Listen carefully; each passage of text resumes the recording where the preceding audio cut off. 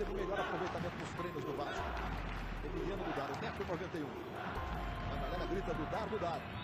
Bruno no meio do gol, já está autorizado. Vai Dudar para a cobrança, bateu, Bruno! Bruno com os pés, ele caiu para o canto direito, a cobrança. Bruno no meio do gol, Diego bateu e Bruno defendeu! Bruno defendeu!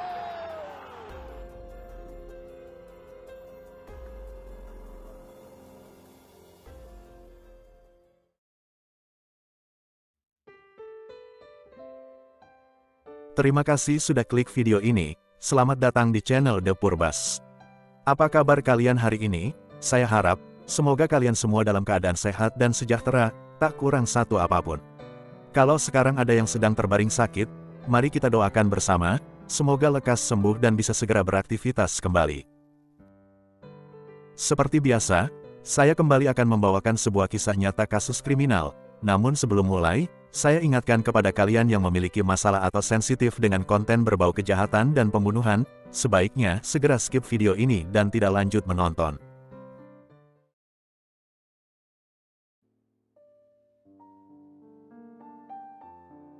Bruno Fernandes das Dores de Souza lahir pada tanggal 23 Desember tahun 1984 di Minas Gerais, Brasil. Pada usia 12 tahun, Bruno masuk Akademi Sepak Bola Venda Nova yang berada di Belo Horizonte. Karena memiliki tubuh yang kuat, dengan tinggi badan 190 cm, Bruno ditempatkan pada posisi penjaga gawang. Bruno melakukan debut sepak bola pertamanya untuk klub sepak bola Atlético Mineiro pada tahun 2004 di usia 20 tahun. Kepiawaian dan ketangkasannya menjaga gawang pernah memikat klub asal Belanda, AZ Alkmaar, untuk meminangnya. Namun Bruno muda memilih bertahan di Brasil, bergabung dengan klub Corinthians. Dia kemudian dipinjamkan ke klub Flamengo, setelah gagal merebut slot sebagai penjaga gawang utama Corinthians. Pada tahun 2008, Bruno menjadi pemain tetap klub Flamengo menyusul aksi hebat yang ia tunjukkan di lapangan, hingga mendapat apresiasi dari para penggemar. Bahkan, di tahun berikutnya, nama Bruno masuk ke bursa transfer klub-klub besar Eropa, seperti Barcelona dan AC Milan, namun nyatanya, Bruno tetap ingin berada di Brasil. Pada bulan Mei tahun 2009, Bruno diangkat menjadi kapten klub Flamengo, menggantikan Fabio Luciano yang sudah pensiun. Meski sempat dicap sebagai salah satu kiper Brasil terbaik saat itu, ironisnya, Bruno gagal mendapat tempat di timnas Brasil, di bawah asuhan pelatih Dunga. Pada bulan Juli tahun 2010 lalu, kancah sepak bola Brasil dihebohkan dengan kabar penangguhan kontrak Bruno, setelah ia diduga terlibat dalam kasus hilangnya seorang wanita bernama Elisa Samudio. Bruno dan Elisa dikabarkan mulai berkencan pada tanggal 21 Mei tahun 2009, saat keduanya menghadiri pesta seks liar. 3 bulan kemudian, Elisa mendatangi Bruno dan mengaku bahwa dia sedang hamil anak kiper itu. Namun pria 25 tahun ini menolak untuk bertanggung jawab, dengan alasan karena dulu kan produksinya massal, jadi bagaimana bisa memastikan siapa yang membobol gawang Elisa di pesta tersebut. Lucu juga menggambarkan antara profesi dan perbuatan si Bruno. Dia penjaga gawang di lapangan bola, di atas ranjang dia mencetak gol. Kalaupun benar janin itu darah daging Bruno, pria ini tidak mau bertanggung jawab dan meminta Elisa untuk melepaskan kehamilannya.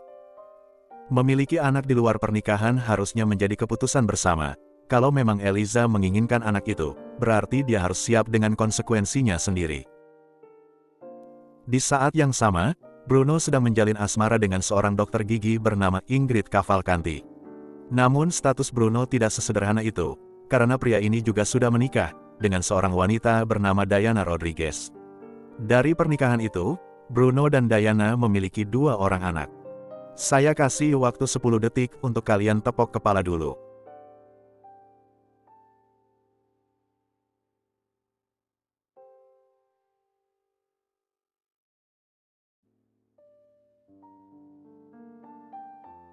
Sadar Bruno seolah akan lepas tanggung jawab, Elisa dengan perut besarnya tak mau tinggal diam, dan menempuh jalur hukum. Tindakannya ini membuahkan hasil. Bruno kemudian setuju untuk memberikan tunjangan bagi anak mereka nanti. Dan walaupun tidak menjanjikan pernikahan, Bruno setuju untuk hidup bersama. Waktu join pesta seks gak mikir soal hamil, pas sudah hamil, ributnya seperti perawan. Saya bukannya memihak ke Bruno Sontoloyo, tapi di sini harusnya Eliza lebih bijaksana dalam bertindak, karena dialah yang punya rahim. Agak mustahil kalau Eliza tidak tahu atas reputasi dan status Bruno yang sudah menikah, punya istri dan 2 orang anak, sekaligus punya kekasih juga. Pada tanggal 13 Oktober tahun 2009, Eliza kembali membuat kehebohan dengan melapor ke polisi tentang kejadian penculikannya yang dilakukan oleh Bruno dan beberapa temannya. Eliza mengaku, dia dipukuli dan disuruh minum sejenis obat, agar dia mengalami keguguran. Yang lebih menakutkan lagi, Bruno menodongkan pistol ke kepala Eliza saat memaksanya menelan obat tersebut. Namun klaim Eliza dibantah keras oleh Bruno, dan berkata bahwa Eliza hanya ingin pansos.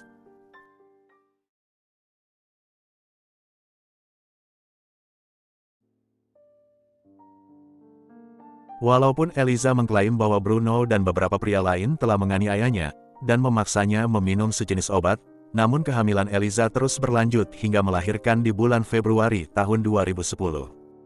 Anak laki-laki ini kemudian diberi nama Bruninho, yang Eliza rawat tanpa Bruno, namun dia banyak mendapat bantuan moral dan finansial dari sang ibu dan teman-temannya.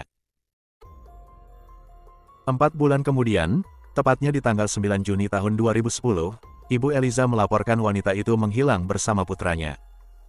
Info terakhir yang diterima ibunya, Eliza berencana untuk menemui Bruno, guna membicarakan soal tes DNA. Bruno melalui seorang teman, Luis Romao, mengundang Eliza ke rumahnya, dan menawarkan sejumlah uang sebagai kompensasi ganti rugi. Tiba di rumah Bruno, bukannya bicara baik-baik atau memberi uang ganti rugi, Bruno malah merebut anak Eliza dan memerintahkan istrinya, Diana, untuk membawa Bruninho pergi dari rumah itu. Setelah Diana dan Bruninho pergi, Bruno bersama Luis temannya, dan Jorge sepupunya, menyekap dan menyiksa Eliza selama seminggu. Setelah itu, Bruno memakai jasa pembunuh bayaran yang bernama Marcos Aparecido untuk mengakhiri hidup Eliza dan membuang jasadnya di suatu tempat. Nasib tragis yang menimpa Eliza terungkap berdasarkan keterangan dari Jorge sepupu Bruno, yang menyerahkan diri setelah tahu bahwa Eliza sudah dibunuh. Jorge bukan bagian dari komplotan ini, dia hanya kebetulan berada di rumah Bruno saat Luis membawa Eliza ke sana. Selanjutnya menurut Jorge, setelah meninggal, Eliza dimutil dan beberapa bagian tubuhnya dijadikan makanan anjing, sementara sisanya dibuang ke suatu tempat yang Jorge tidak tahu.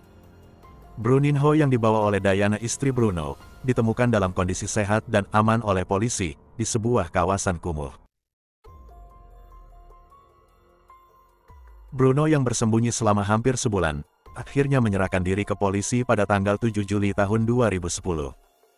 Bruno, Luis, dan Marcos ditetapkan sebagai tersangka dalam kasus menghilang dan matinya Eliza Samudio.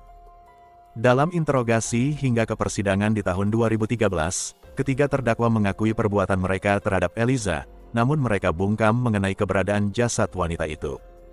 Di tanggal 8 Maret tahun 2013, Hakim menetapkan vonis sebagai berikut. Luis Romao, atas perannya sebagai kaki tangan dalam pembunuhan Eliza Samudio, divonis dengan hukuman penjara selama 15 tahun. Marcos Aparecido selaku eksekutor, divonis dengan hukuman penjara selama 36 tahun. Sementara Bruno Fernandes selaku otak dari konspirasi ini, divonis dengan hukuman penjara selama 22 tahun. Sampai di sini kalian sudah merasa ada yang ganjil? Vonis antara peran otak dan peran eksekutor tidak wajar. Marcos memang bertindak sebagai eksekutor, tapi dia tidak terlibat dalam penculikan dan penganiayaan terhadap korban. Terkait Jorge sepupu Bruno yang berada di TKP saat kejadian, dia dibebaskan dari tuntutan karena usianya baru 17 tahun. Selain itu, dia juga berkontribusi besar dalam pengungkapan kasus ini.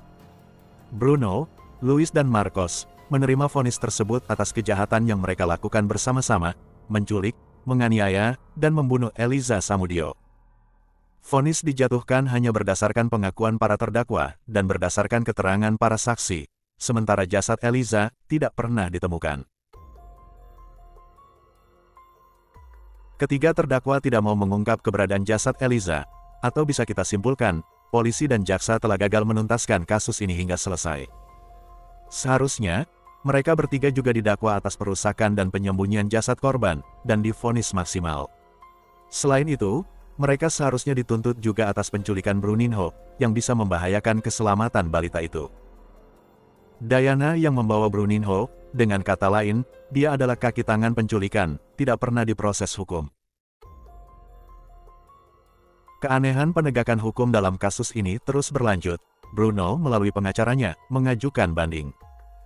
Di bulan Februari tahun 2017, setelah menjalani masa tahanan selama 6 tahun 7 bulan, Bruno Fernandes dibebaskan. Pembebasannya ini menimbulkan protes keras di kalangan masyarakat yang turun ke jalan melakukan demo. Tapi demo tersebut tidak terlalu berpengaruh terhadap hidup Bruno, yang setelah bebas, malah mendapat banyak tawaran kontrak dari klub-klub besar di Eropa. Namun demikian, Bruno menerima kontrak dari klub lokal yang berada di kampung halamannya, Minas Gerais. 2 bulan setelah dia dinyatakan bebas, hakim kembali memerintahkan penangkapan Bruno Fernandes, dan vonisnya kembali seperti semula, penjara 22 tahun. Namun nampaknya penangkapan tersebut hanyalah formalitas untuk meredam protes publik, karena pada bulan Juli tahun 2019, Bruno Fernandes kembali bebas.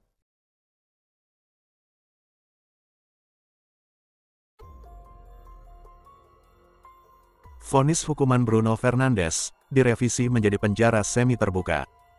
Jadi selama sisa masa tahanannya, Bruno diperbolehkan untuk beraktivitas, bekerja, berlatih dan bertanding, tapi di malam hari dia harus kembali ke penjara. Berita gembira berikutnya untuk Bruno. Tidak ada penjara yang bisa mengakomodasi sistem tahanan semi terbuka itu. Alhasil, Bruno diputuskan menjadi tahanan rumah. Polanya sama seperti yang disebutkan di atas. Dia bebas beraktivitas di siang hari, dan harus berada di rumah di malam hari. Ujung-ujungnya bebas juga, mau ngapain aja di rumahnya sendiri. Sekalian saja hakimnya jatuhkan vonis di depan tiang listrik. Mereka membuat program tahanan yang disebut semi terbuka, tapi tidak ada penjara yang memfasilitasi program tersebut. Mereka ini bodoh, atau sedang membodohi siapa? Hingga kini, Bruno Fernandes hidup bebas di luar jeruji. Status tahanan rumah, tak lebih dari sekedar embel-embel saja. Sementara 2 rekan kejahatannya, Luis dan Marcos, masih harus menunggu waktu yang sangat lama, sebelum bisa menghirup udara kebebasan. Bruninho anak Eliza dan Bruno, dirawat oleh Sonia Moura, ibu Eliza.